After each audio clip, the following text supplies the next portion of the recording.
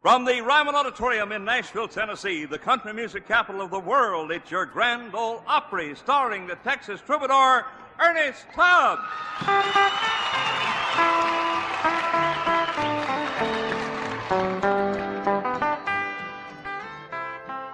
On Saturday, September 14, 1957, the Grand Ole Opry signed on from WSM in the Ryman Auditorium. WSM is a 50,000-watt clear channel station located in Nashville, Tennessee. Founded by the National Life and Accident Insurance Company, the station's call sign stands for We Shield Millions. WSM first signed on October 5, 1925. The next month, on November 28th, the WSM Barn Dance took to the air for the first time.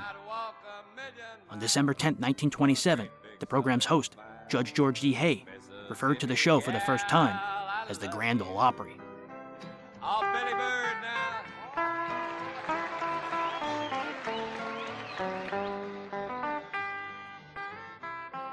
The Opry began running coast to coast on Saturday evenings in 1939. The show moved to the Ryman Auditorium in 1943. As it developed in importance, so did the city of Nashville, which became America's country music capital. By 1954, WSM was considered the outstanding music station in the country. That October 2nd, a teenage Elvis Presley would have his only Opry appearance. I'm so tired of roaming around with a gal like you. I'd settle down and I'd walk 1,000,000 miles for a great big southern smile. Mississippi gal, I love you. Oh, thank you just a whole lot, neighbors, and a big, hearty welcome to the Grand Ole Opry. Oh, we've got a whole flock of your favorite Grand Ole Opry stars on hand tonight.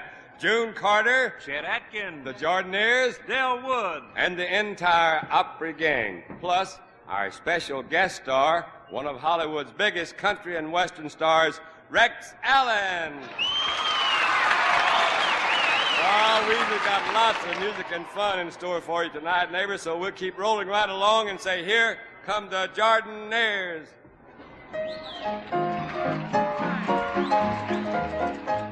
The Lord is a busy man, the Lord. I used to do a roundup, and we'd call in 8 or 10 capitals of the world. We were beginning to have a staff in each of the great cities, full-time, not stringers. Now, I got word just before I went on that we would go Paris first and then London. So I introduced Paris, and Paris was on. As I was sitting there and my head was down, musing and listening to what was coming from Paris, while with the other ear I was listening to London, upcoming London, I heard a voice say, "Look up, Ben." And there was the director of the program in behind the glass booth with a piece of paper written on it, Spain, and signaling me, not London, Spain, Spain. When we finished the show, I suddenly said, "Oh, who said look up, Ben? What was all that?" He said, "With 30 seconds to go, London coming, RCA said they now have the Madrid circuit, and I wanted to get it fast before we lose it. I rapped on the glass, and you didn't respond. You couldn't hear me. I thought maybe you're plugged into London. So I said, 'Hey, Fred Bate, I think Ben is plugged into you. Tell him to look up.' So Jack's voice went out to London, 3,000 miles. Bates said, 'Hey, look up, Ben,' came back to me 3,000 miles, and I looked up 6 feet into the director's eye." Now, Monitor brings you Meet the Press, the prize-winning discussion program produced by Lawrence E. Spivak, ready for the spontaneous, unrehearsed conference of 4 of America's top news reporters. Their questions do not necessarily reflect their point of view, but may be their way of getting a story for you. Now, here's the moderator of Meet the Press, Ned Brooks. And welcome once again to Meet the Press. Meet the Press grew out of a partnership between Martha Roundtree and Lawrence Spivak. Leader of the 400,000 people of Greek nationality on the island of Cyprus. Roundtree, a freelance writer, broke into radio in the late 1930s. She created the panel show Leave It to the Girls in 1945, before teaming with American Mercury editor Lawrence Spivak to produce a radio show promoting his magazine. Spivak would be the permanent panelist representing the press. They would invite top newsmakers to be put on the spot without preparation or oratory, and thus find out what they really stood for.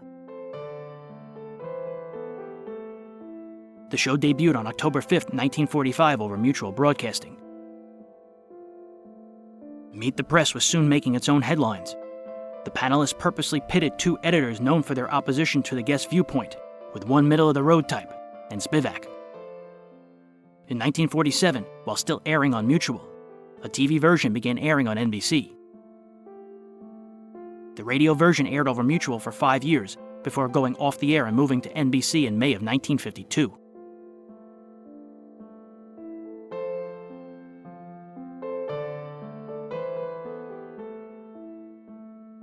On September 15, 1957, the guest was Archbishop Makarios of Cyprus. The discussion regarded Cyprus's quest for independence. The population was made up of both Greeks and Turkish Cypriots, and had been under British rule since 1878. Greeks wanted British removal with a union with Greece. The Archbishop was one of the loudest voices in this quest.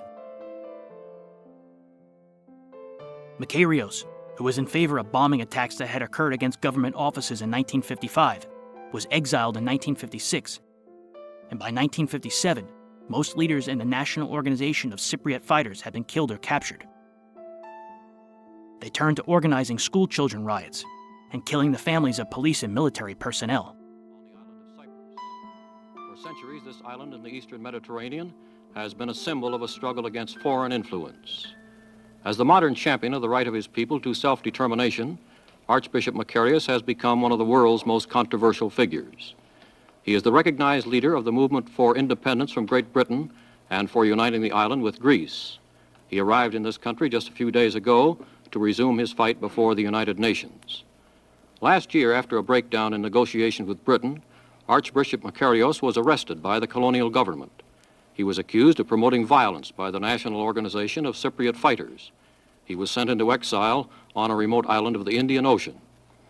His arrest aroused a storm of protest in Cyprus, in Greece, and in the British Parliament, and violence on the island increased. 13 months later, in March of this year, he was released. He now lives in Athens because he is forbidden to return to Cyprus. Again, although we're certain that the Archbishop will have no difficulty with our English, we've asked Mr. Andrei Michaelopoulos to act as interpreter when and if necessary. And now seated around the press table, ready to interview Archbishop Makarios, are John Oakes of the New York Times, Marquis Childs of the St. Louis Post-Dispatch, Merrill Muller of NBC News, and Lawrence E. Spivak, our regular member of the Meet the Press panel. Now, Archbishop Makarios, if you're ready, we'll start the questions with Marquis Childs. Your Grace, what is your purpose in coming to the United States at this time? Is it to agitate for the freedom of Cyprus? Well, I came here to bring the voice of my people seeking freedom. I am planning to come in contact with the various delegations to the United Nations to enlighten them about the nature of Cyprus problem. At the same time, I will come in contact with American people and ask them for their moral support so the people of Cyprus obtain their freedom. What, Your Grace, is your opinion of the policy of the government of the United States towards Cyprus? Do you think the government has been firm enough for independence? Well, the United States are always the leader of the free world. And I think that now, when freedom is at stake, the United States cannot remain unconcerned. So I hope that we will have the support of the American government. I don't know what the attitude of the American government is now, but I think that they will exercise their influence so that the matter can be settled. Mr. Spivak. Your Grace, are you willing to leave the solution of Cyprus entirely to the United Nations? Well, the United Nations is an international organization, and such problems as the Cyprus problems is within the jurisdiction of this organization. And if the United Nations act on the basis of the principles of the United Nations Charter, then I am sure that a resolution will be adopted calling for the settlement of the Cyprus problem. So we trust the United Nations. Your Grace, suppose the United Nations solution does not meet all of your demands on Cyprus. Will you accept such a resolution, or will you only accept the resolution that meets with your entire approval? I think that the United Nations cannot reject the demand of any people who is seeking to be given the right of self-determination. The rebellion continued throughout 1958, even after Makarios had abandoned his initial demands. They finally ended in February of 1959, when agreement was reached for Cyprus to become an independent republic. The radio version of Meet the Press aired until July 27, 1986. The TV version is still being shown today.